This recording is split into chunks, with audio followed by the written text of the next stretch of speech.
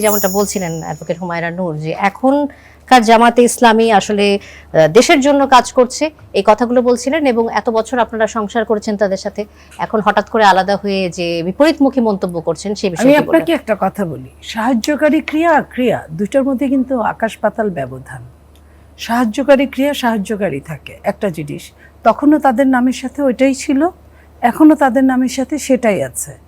তো আপনার যখন সাধারণ ক্ষমা ঘোষণা করা হয়েছিল তারপরে তারা রাজনীতি করতে পেরেছে, রাজনীতি করেছে, এবং অ্যালায়েন্স এক জিনিস আর ক্ষমতা এক জিনিস। অ্যালায়েন্সে নেওয়া যায়, নিয়েছে তারা। তারা বিএনপির সাথে আসার আগেও এমপি হয়েছে, এমপি হয় নাই তা তো না, দুইটা চারটা একটা হয়েছে। তো সেটা হচ্ছে যুগপৎ আন্দোলনে আওয়ামী লীগের সাথেও তারা গিয়েছে, জামাত আওয়ামী লীগের সাথেও করেছে, সব দলের সাথে করেছে। যুগপৎ আন্দোলনের হিসাবটা আলাদা। আরেকটা জিনিস কথা আসছে এখানে যে ছোট দল আমরা কি এইসব করতে পারবো, আমরা তো পুলিশকে ডাকবো।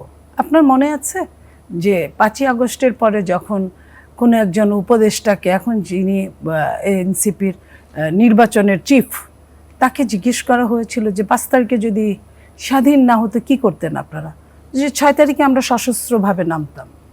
এই সশস্ত্রের অস্ত্রটা কোথায় আছে এবং সেদিন কোথায় ছিল, এটা খুব জানতে ইচ্ছা করে। যে তাদের কথার মধ্যেই কিন্তু তাদের অনেক কিছু থেকে যায়। এটা আপনি যে কথাটা বলেছেন ওই কথাটাই আমি যদি বলি তাহলে আমি খুব খারাপ লোক, আমি তাদের ভালো দেখতে পারি না। আমি ভালো দেখতে পারি এক জিনিস, আর কথা বলার সময় আমি একটা দলকে ধারণ করি, লালন করি, আরেকটা দল আরেকজন ধারণ করে। আমার সাথে শরীফের অনেক বছরের সম্পর্ক, কিন্তু আদর্শের জায়গায় কিন্তু একটা জায়গায় একটু পার্থক্য আছে। আমি উদারনৈতিক একটা দল করি, শরীফ বাম একটা দল করে। তো এই জায়গাটায় সে তারটা ছেড়ে আমার কাছে আসবে না, আমি আমারটা ছেড়ে তার কাছে যাব না।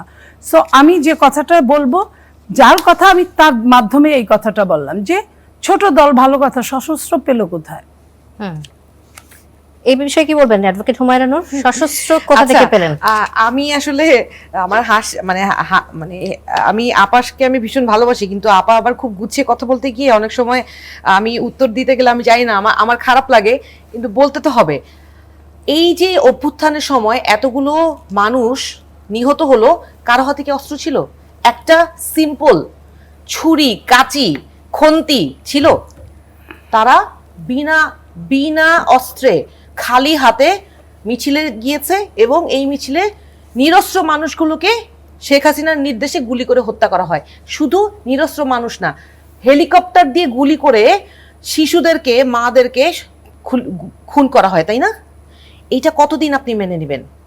এই ছেলেটা যে বলেছে যে সশস্ত্রভাবে নামবো, তার কাছে তো আর ওই নাই, বন্দুক নাই, তাহলে সে কি নিয়ে নামতো? তার ঘরে যেটা আছে সেটাই, দা বটি ছুরি যা আছে তা দিয়ে নামতো। আমরা দেখি নাই? ধরেন আপনি যে এই কথাটার দোষটা ধরলেন, তো আমাকে যদি কেউ আক্রমণ করে, সেলফ ডিফেন্সে তো আমি পাল্টা আক্রমণ আমার হাতে যা আছে তা নিয়েই নামবো। আমার হাতে সেই অস্ত্র আছে কি নাই সেইটার তদন্ত আপনি 1.5 বছরে কেন করানোর ব্যবস্থা করলেন না? আপনি এই কথাটা যে ট্যাগ কোট করলেন, আপনারা এই জিনিসটা নিয়ে আপনারা মন্তব্য করেন, অথচ এই 5ই আগস্টে এই ছেলেরা বুকে গুলি নিয়ে এত দুঃসাহসী আচরণ করেছে বলেই তো আজকে আপনাদের নামে এতগুলো হাজার হাজার লক্ষ লক্ষ মামলা উদ্ধার হয়েছে। আপনাদের চেয়ারপারসন বর্তমানে উনি বাংলাদেশের মাটিতে ফিরে আসতে পেরেছেন, মাকে মৃত্যুর আগে শেষবার ছুঁয়ে দেখতে পেরেছেন। আর কিছু না হোক, অতটুকু কৃতজ্ঞতা যদি আপনাদের থাকতো, আপনারা এই ছেলেদের কৃতজ্ঞতা বোধ আছে কিনা বিএনপির